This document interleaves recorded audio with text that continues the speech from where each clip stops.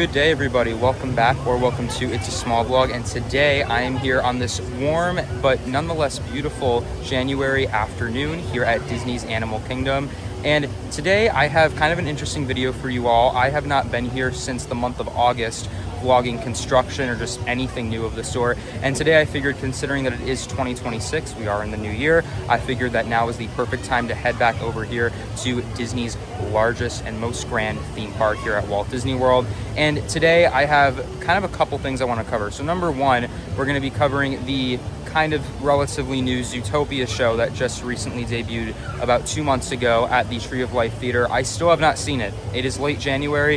It debuted back in early November and I still haven't seen it. My expectations are not very high, but I do want to quickly go ahead and see that. Then the big part of today's video, as indicated by the thumbnail, is we're going to head on over to Dinoland U.S.A. and cover some more of the ongoing work happening over at the future site of the Tropical Americas, the new reimagined version of Dinoland U.S.A., scheduled to open sometime next year in 2027. And then there's a couple other very small updates that have been happening around the park that are actually related to the Tropical Americas project that I also want to cover. So all of that and more in today's video. As I just stated, we are going to be starting with the Tree of Life right behind me to watch the new Zootopia show. Once we're done with that, it won't be long, I promise. Once we're done with that, we are going to head on over to Dinoland, talk about Tropical Americas. But first things first, we're going to start right here, right behind me at the Tree of Life. Let's go. All right, so we're right here, right in front of the former entrance to It's Tough to Be a Bug, which is what this show has replaced. And over here, there's a new character spot where you can meet Nick Wilde and Judy Hopps. And then over here, you have the new entrance sign, which actually looks pretty good. I like it. It's only a 10-minute wait. I love that the lightning lane has Flash the Sloth on it. That's very fun. Very fun little detail there. So yeah, here we go. Zootopia, better Zoogether. Well, this is interesting. We have some new like tarps covering under the queue. This is weird. Okay. Not really sure what this is for. I guess it's to help protect any like debris that's falling from the trees, but this was not here at the former It's Tough to Be a Bug queue. Strange. Yeah, as you can see, now that we're here in like the roots of the Tree of Life, the netting just kind of keeps on going. We have some new lanterns here as well. Very weird. Like, it doesn't look bad, but it's just a weird addition. In loving memory of Jane Goodall.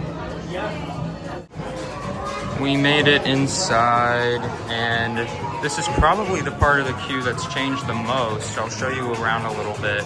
Everything else, though, outside at least, besides that new netting, pretty much unchanged from It's Tough to Be a Bug. This is the former dung ball. Now it has a bunch of paw prints on it. We have a Carrot Vision poster, which represents the new 3D glasses that you can see. They're basically the Muppet Vision glasses, but painted orange. We have some ZPD stuff with Judy Hopps, Nick Wilde.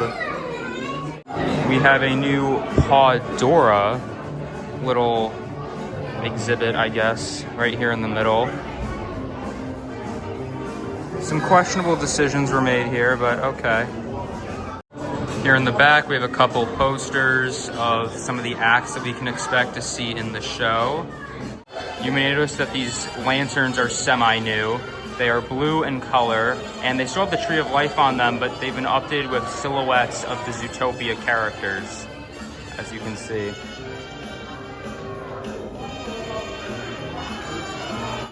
And then finally, over here in the very back, we have a map of all of Zootopia. Sahara Square, Savannah Central, Downtown, Tundra Town, Rainforest District.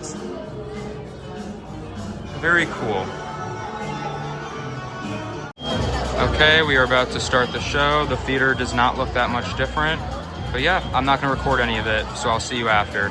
Bye. Later. Well, that was a show. Okay, so I'm just gonna very, very quickly talk about that.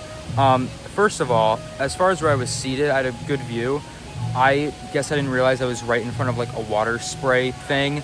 I have never gotten sprayed with so much water in a 3D show. Like, my face was literally dripping with water, like right as soon as I got out. I was like, what? So I know that I'm a little late here. I know that you guys have probably already heard a ton of other people talk about the show. And I have too. My expectations going in were very, very low. It's not great. It's just really not. It's cute for kids. I don't know. It doesn't really work. I feel like I did not care for it. It's very corny, I feel like, and I just feel like it just doesn't work for this park, right? Like, I know that this is the first Zootopia thing that's been at Walt Disney World. This is the first Zootopia attraction, and especially here in the Tree of Life, I just don't think it fits. I think thematically it is a major downgrade from It's Tough to Be a Bug, and as far as that show goes, I was like always just kind of content with it. Like, I never loved it, but I didn't dislike it. Like, I liked it. It was a solid show, but it was never a favorite of mine, but it was solid. I understand why people didn't like it. It was definitely fairly scary for kids, and this show is essentially the total opposite. It does not fit thematically. It is not scary whatsoever. Quality wise, again, I think It's Tough to Be a Bug was showing its age. It had been here since the park opened in 1998. So it was definitely showing its age when it closed last year in March. So I think as far as technology goes, this show is an upgrade in that regard. The screen is a lot clearer. The Clawhauser animatronic is really, really good. That's probably the best part about this entire show. They did some clever, cute little things in the waiting area. Overall, I don't know. I didn't care for it. It is what it is, though. Like, it's something new at this park. This park has not gotten anything new in a matter of years. So, like, I'll take it. It's not something that I will be going to see very often, but yeah, I'd probably give it like a 4 out of 10. It was not great. But if you want to see something new at Animal Kingdom before Tropical Americas opens, you know, go ahead, give that a watch. I'd love to hear your thoughts in the comments below. Anyway, so with the Zootopia show now out of the way, now we're going to head over to what you probably clicked on the video for, which is to go see everything that's happening over in Dinoland USA, aka the future home of the Tropical Americas. So this next part of the video is going to be a voiceover with footage that I've captured from here within the park. And then afterwards, we're going to talk about some more smaller updates that are kind of going on throughout Animal Kingdom that are related to the Tropical Americas project. So here's your construction update. As we enter Dinoland USA from Discovery Island, you'll notice that ever since my last time covering this project, some major construction progress has been underway all over the place. With that being said, let's dissect each part of the Tropical Americas construction in chronological order, starting with the land's entrance. As you can see, construction walls have surrounded the former location of the Boneyard Play area, directing traffic to the left-hand side. In order to access what remains of Dinoland USA, guests must traverse through a long corridor of construction walls that cuts the Tropical Americas construction site in half, with Chester and Hester's Dinorama formerly located on the east side and the Boneyard to the west. Going back to the Boneyard itself, the excavation-themed play area and dig site closed back in early September as Phase 2 construction officially got underway. In a matter of weeks, both sides of the Boneyard were completely demolished, with crews wasting absolutely no time. As a brief reminder, this entire section of the new land will soon be home to a new entrance and town square Disney is building to tie the story of the land all together. As seen in this conceptual art, the new town square will be inspired by Colombian-style architecture and feature a new entry archway, a central fountain feature, and even a clock tower. The fictional village will be known as Pueblo Esperanza, which translates to Village of Hope. Additionally, off to the left, a new Spanish-style carousel will also be present, featuring colorful wood carvings of various animal characters from Disney stories. In fact, thanks to these recent aerial photographs taken by BioReconstruct, foundation work is now officially underway for the new carousel, as seen here. Concrete forms were placed last month in December, outlining future foundational elements. Since then, lots of dirt has continued to move and early concrete work has been ongoing. For those wondering what this white back wall is, this is actually the Dinoland cast member break room, which, according to permits, will be staying intact during the land's reimagining. Land clearing is still underway for the remainder of the town square, but foundational work is likely to begin soon.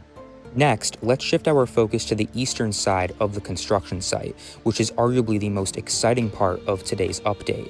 In the former location of Chester and Hester's Dinorama, a brand new attraction themed to the Walt Disney Animation Studios film ENCANTO is coming soon, and work has been moving faster than we've ever seen before.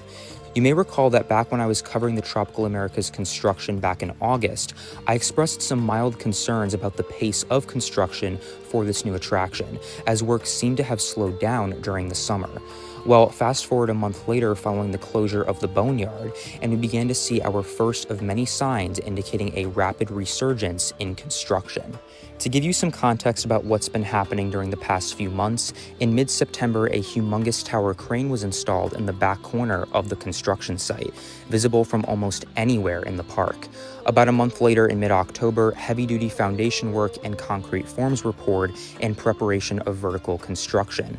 Finally, in early December, the first few steel beams were erected in the back half of the construction site, marking a major milestone in the project's construction.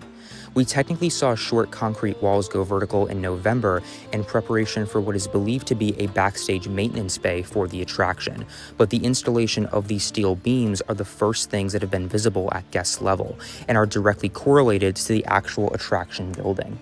Ever since early December, when vertical construction began, crews have been working at an increasingly rapid pace as the structure continues to grow taller and wider, with more and more steel framing being added overnight. In the following photos from BioReconstruct, an aerial vantage point actually shows that Disney is building the structure from back to front, which makes a lot of sense from the guest perspective. Based on these photographs, the attraction building seems to be about 3 to 4 stories in height, with the backside slated to be slightly taller. The backside of the show building is currently the farthest along, with roofing covering the very back portion. Additionally, interior framing has also recently begun, which is indicated by these much more polished silver pieces of steel. These new vertical pieces of steel are likely to serve a dual purpose, as once all the exterior framing is in place, actual walls can then be added, which is likely what crews are preparing for. Another possibility is that some of the beams located further inside the structure could also function as catwalks during and after construction. Thanks to these photos captured by Blog Mickey, the deliberate placement and layout of these steel beams likely confirms this theory.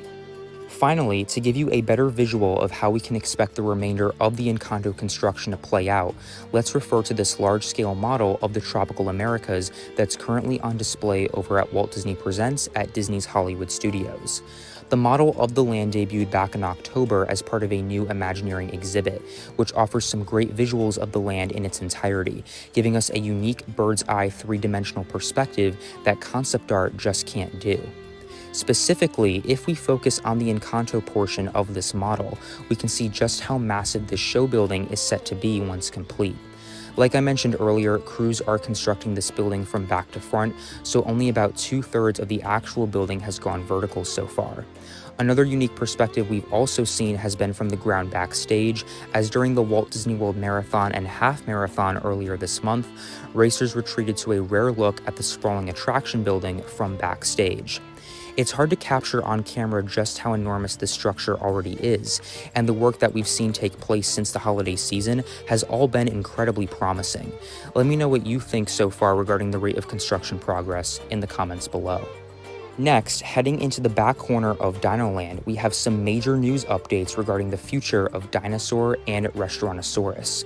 We've known about this for quite some time now, but Disney has officially confirmed that the third and final phased closure of Dinoland will occur in early February.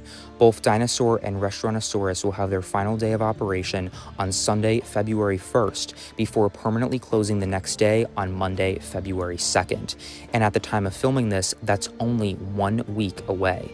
Once these final 2 locations close, the Tropical Americas construction site will engulf the entire southeast corner of the park, and Dinoland U.S.A. will officially become a thing of the past.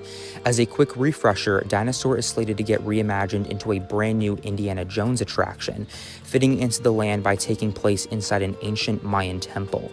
Meanwhile, Restaurantosaurus will be transformed into a large hacienda, serving up Mexican and Latin American-inspired dishes that are representative of the region.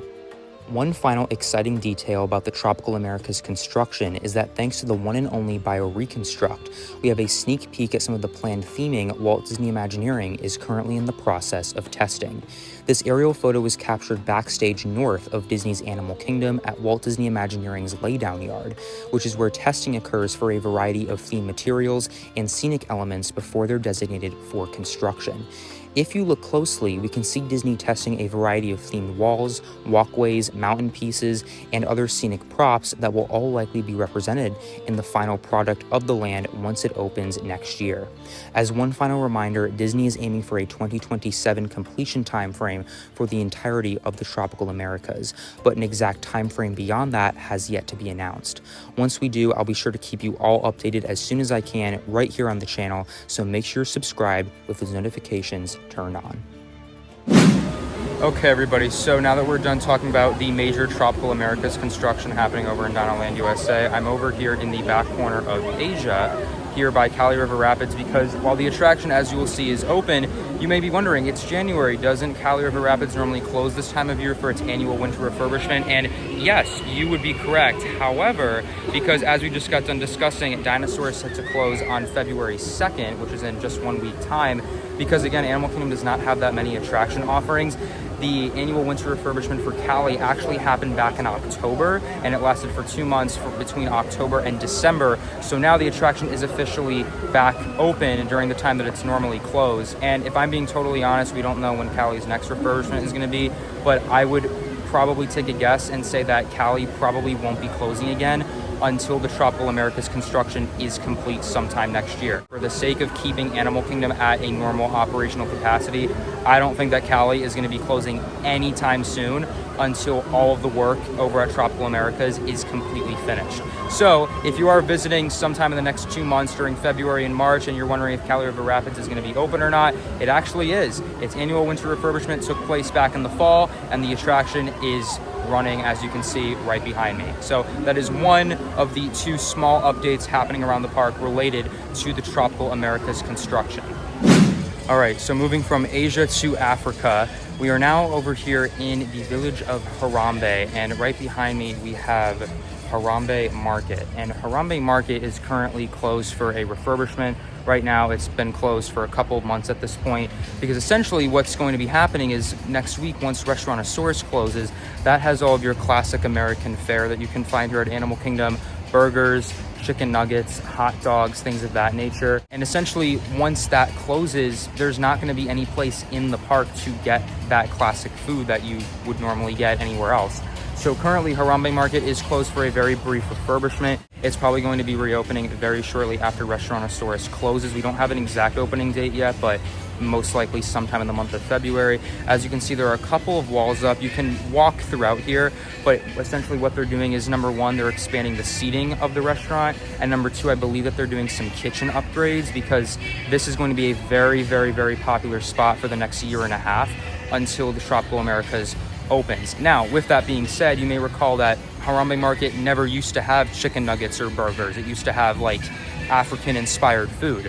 If I'm being perfectly honest, the menu change coming to Harambe Market is probably going to be a permanent one. I just don't see the new hacienda that's replacing Restaurantosaurus and Tropical Americas serving chicken nuggets and burgers and fries. That doesn't make any sense. It's going to be serving Mexican and Colombian and South American inspired food. So I have a feeling that the chicken nuggets and the burgers that are soon going to make their way over here to Harambe Market, it's probably going to be a permanent change. So just FYI, Harambe Market will be reopening in just a few weeks, very shortly after Restaurantosaurus closes. You can get all your classic American fare right here in the village of Harambe. A little weird as far as theming goes, but I do understand it is kind of a necessity to have that. So that is another very brief update here at Animal Kingdom related to the Tropical Americas construction.